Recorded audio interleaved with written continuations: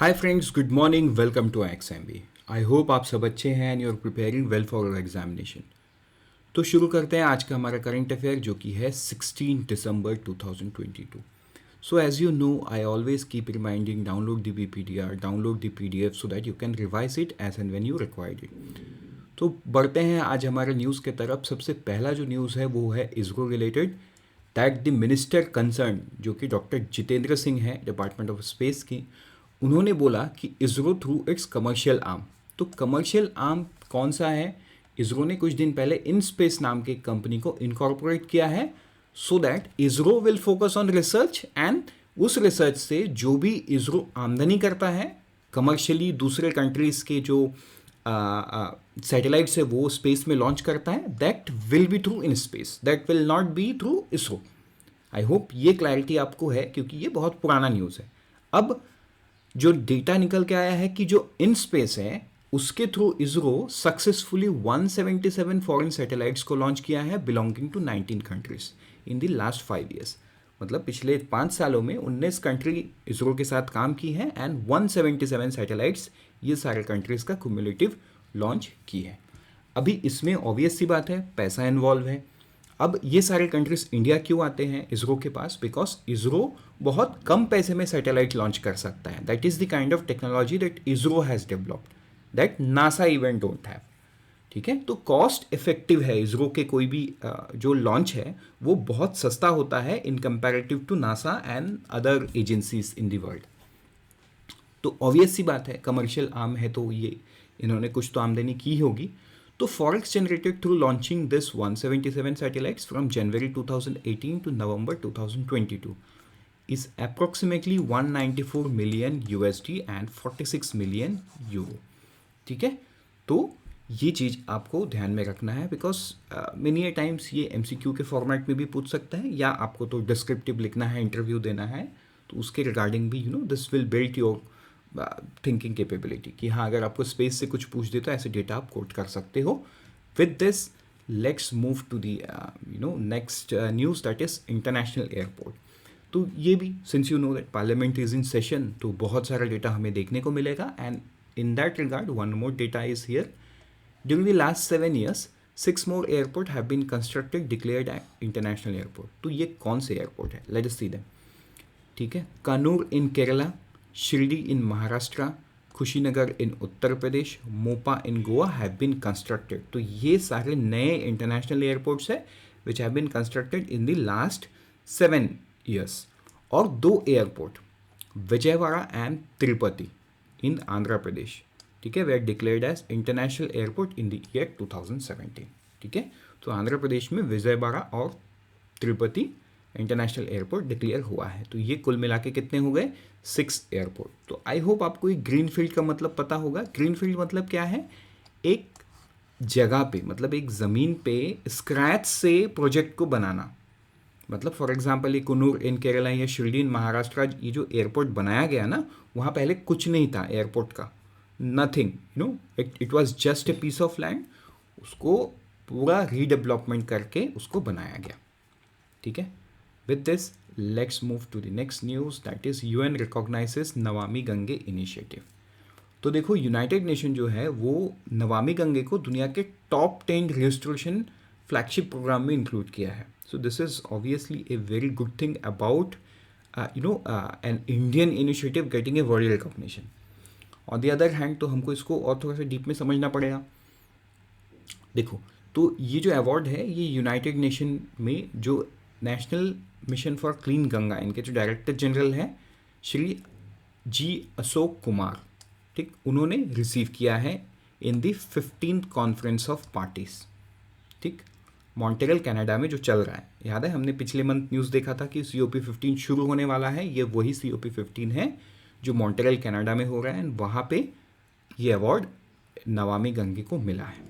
ठीक है, नमामि गंगे क्या प्रोजेक्ट है? Is to rejuvenate India sacred river Ganga as one of the world top 10 world restoration flagship to receive the natural world. ठीक है, तो आई होप ये आपको क्लियर हो गया है। अब ये कब लॉन्च हुआ? ये 2014 में लॉन्च हुआ। over $5 billion to ensure that river gets clean। ठीक, इसके जो नेशनल गंगा काउंसिल है उसको प्राइम मिनिस्टर खुद मॉनिटर करते हैं, एंड उसके जो मिनिस्टर कंसर्न है श्री गजेंद्र सिंह शेखावत, ये कॉन्स्टेंटली रिव्यू करते हैं, डिटेल्स अपडेट करते हैं, राइट। उसके बाद एक यूनिक चीज़ ये भी है कि प्राइम मिनिस्टर को जो गिफ्ट्स मिलता है वो गिफ्ट्स का पब्लिक ऑक्शन होता है। पब्लिक ऑक्शन से जो प्रोसीड्स मतलब जो पैसा आता है वो क्लीन गंगा फंड में जाता है, राइट। सो ये सब आपको ध्यान देना है। With this let's move to the next news, that is PMKKK renamed, Pradhan Mantri Kaushal को काम कार्यक्रम नाउ रीनेम्ड एज प्रधानमंत्री विरासत का संवर्धन, PM विकास स्कीम। तो ये आपको याद रखना है, this is very very important. The integrated scheme converges 5 erstwhile scheme of ministry, सीखो और कमाओ, उस्ताद, हमारी धरोहर, नई रोशनी, नई मंजिल। तो ये जो 5 स्कीम्स है, ये 5 स्कीम्स को और ये स्कीम को, ये दोनों को सब्स्यूम करके, मतलब दोनों चीज़ को सब्स्यूम करके प्रधानमंत्री विकास का समाधान PM विकास स्कीम को लॉन्च किया है। तो ये आपको ध्यान देना है। कौन सा 5 स्कीम, ये 5 स्कीम का नाम भी आपको याद रखना है, ये भी याद रखना है। ऑब्वियसली बात है, नया नाम तो आपको याद रखना ही है। With this let's move to the next news, that is social progress index. तो इसको हम डीप में नहीं देखेंगे क्योंकि ये फ्यूचर में लॉन्च होने वाला है, ठीक है। फ्यूचर में मतलब कब, ये कुछ दिन बाद 20 दिसंबर को उसको श्रीमती जो मिनिस्टर है स्मृति ईरानी WCD की, वुमेन एंड चाइल्ड डेवलपमेंट की, उन्होंने इसको लॉन्च करेगी वो। अगर इसमें हम डायमेंशन की बात करें तो 3 डायमेंशन है। एक है basic human needs, foundation of wellbeing and opportunity. किस चीज़ का? सोशल प्रोग्रेस इंडेक्स, कि स्टेट्स एंड सारे डिस्ट्रिक्ट्स में जो सोशल प्रोग्रेस है वो किस तरीके से बन रहा है। मतलब हम कई बार बात करते हैं ना ग्रोथ की, उसके बाद हम बात करते हैं डेवलपमेंट की, कि ग्रोथ तो इंडिया में हो रहा है, डेवलपमेंट नहीं हो रहा है। तो this is one step towards measuring development, because social growth का मतलब क्या है? How I am socially growing if I have proper access to basic facilities like water, toilet, roads, hospitals, etc. That is the social progress. मतलब ये particularly एक इंसान की बात नहीं होगी, ये कम्युनिटी एज ए होल की बात होगी। एक छोटे से जगह, probably a city, probably a district, then an state, and overall all the state will comprise of the country. तो ये सारा चीज़ आपको ध्यान देना है। With this let's move to the one liner. तो देखो, ये ग्रोथ स्टोरी में एक नया चीज़ ऐड हुआ है जो क्रेडिट सुई है। मतलब ये एक क्रेडिट रेटिंग एजेंसी है, Swiss, it's a Swiss brokerage firm, आप ऐसा बोल सकते हो।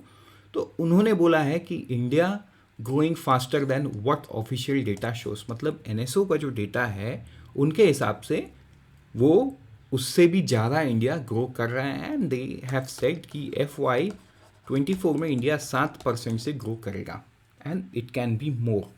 This is what their research say. So it's obviously on the on the good side. अगर ऐसा होता है we as a country, हम मतलब सही है।